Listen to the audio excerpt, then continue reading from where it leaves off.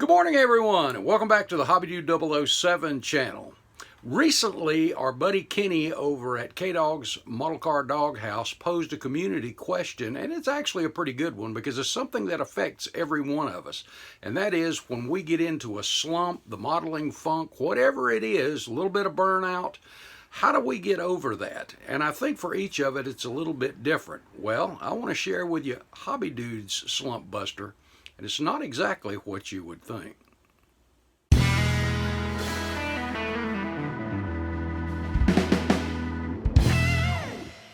Bring your model to life with MCV products. Visit them on the World Wide Web at mcvproducts.net. First up, Kenny, thank you for the great question. As a model builder, no matter what you build, I think every one of us from time to time will find ourselves in a slump, burned out, whatever it is that kind of just we're ho-hum about it. And myself included. Now, I'm a car builder, but for me, I find it refreshing, so to speak, and something motivating to take my attention totally away from automotive modeling and to do something entirely different. Now, I will say this.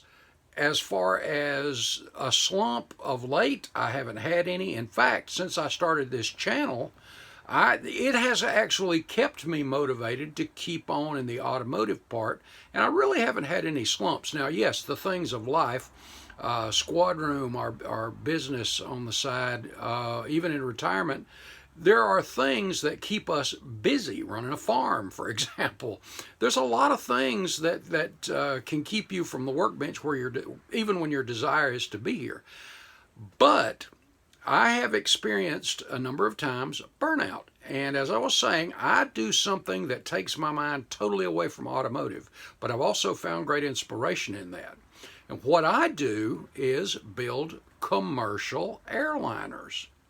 They're low parts counts, and the results can be absolutely great. You know, when you think about it, there are a ton of very colorful airliners out there today, and some very unique military transport airliners that, until I started doing this, I didn't even know they existed.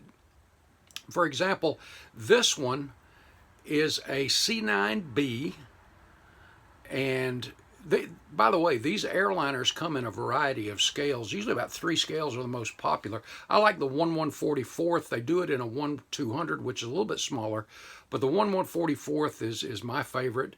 Like I said, they're low parts counts, and you can do a lot with them. And I'll share with you some photo etch in a minute, but if you wanted to really dress out a commercial airliner, you can do it.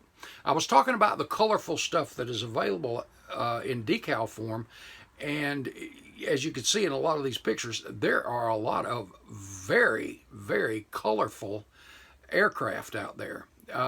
Sadly, as far as displaying them, I have boxes that I keep them in, and I don't really display them that much, but the satisfaction of seeing one of these beauties is just absolutely awesome. This one is a friend of mine, Paul Singer, and Paul is a great modeler to begin with, but check this out. This FedEx Panda version is just cool. They're very colorful, the FedEx colors. It's just a great looking airplane.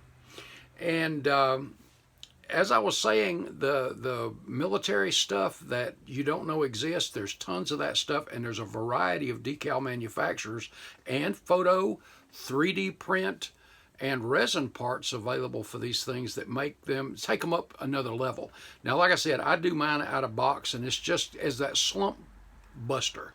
But I've discovered, while doing these, I have discovered new paints that I didn't know existed.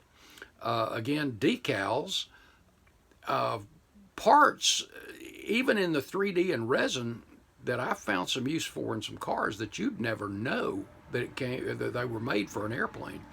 But it's just one of those great little slump busters for me, is to do a commercial airliner, because like I said, when you get them finished, you look down, you see all this colorful stuff on the bench. I mean, it's a great satisfaction, and that kind of pumps me back up, because while I'm doing those, I'm also thinking about cars again.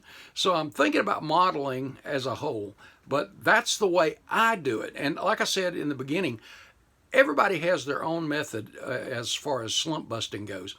Some of them are great, but you know what? Let me turn the camera around. I want to show you some stuff and some companies that I utilize, that if you ever wanted to use any of these airliner livery decals for, let's say, a fantasy race car of some sort, hey, they're available. Let me turn the camera around.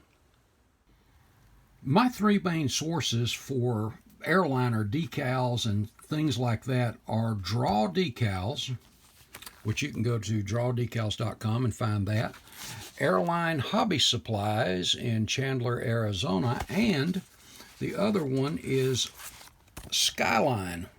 And there's websites for each of these. Pull them up. Some of the, especially Skyline's website is not the easiest to navigate, but you'll get used to it and you can find your way around it. But there's so many colorful things available out there, as I was saying. You got, as you saw in some of the pictures, the Simpsons, Pokemon. They're just all kinds of stuff. Disney has some aircraft that they sponsor, things like that. But these are just some very unique, and these are from Draw. Some of these, by the way, come with the photo etch. There's some Trans World. Now this navy version, this is one that I want to get back to, and very cool, because as you see, and that's just an old Minicraft kit. And by the way, you can get kits for about everything there's decals for, but you got the light gray on the bottom, the white on the top, just like this. Well, this one. This is the Marine version, and I'm going to show you some close-ups of that I built of this one, because it was just so unique and so cool. And just an all-gray Marine Corps version. This one is based out of Cherry Point, North Carolina.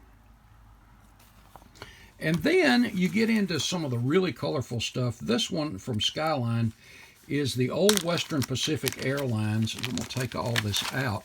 And you notice it also comes with photo etch. So if you wanted to deck these out with the, well, let me get it turned, there we go.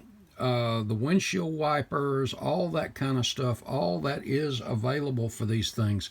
So there's just a lot you can do. And if you wanted to get the flaps, ailerons, all of that stuff, and get that stuff added on there, you can do it. All of that's available in resin and things like that. But the old Western Pacific, they had tons of brightly colored decals. And this is one of the Samstown casino aircraft. And tons of their aircraft were different casinos.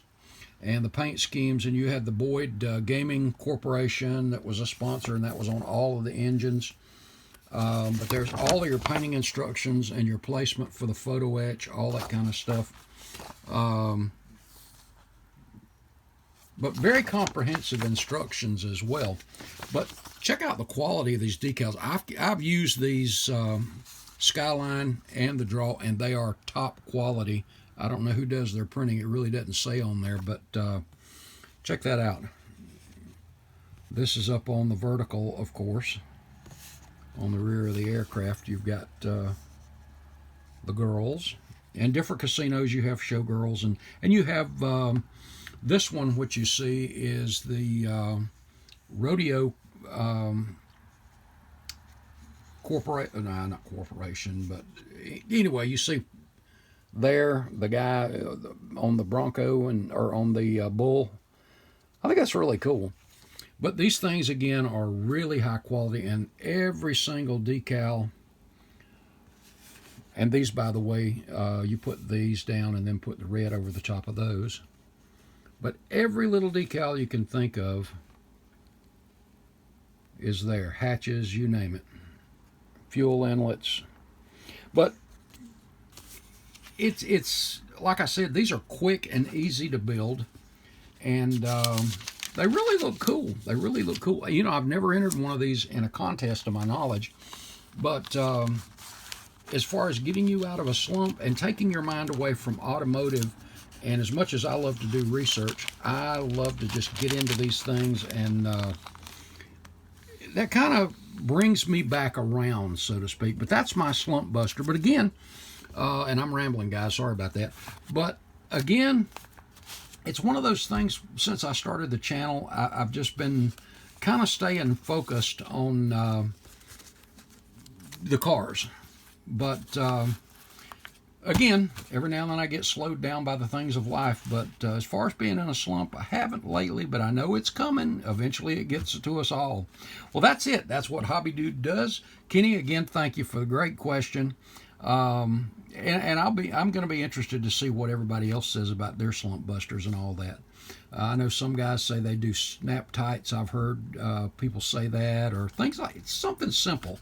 And sometimes the simplest of things can take you a long way. Guys, God bless. See you in the next video.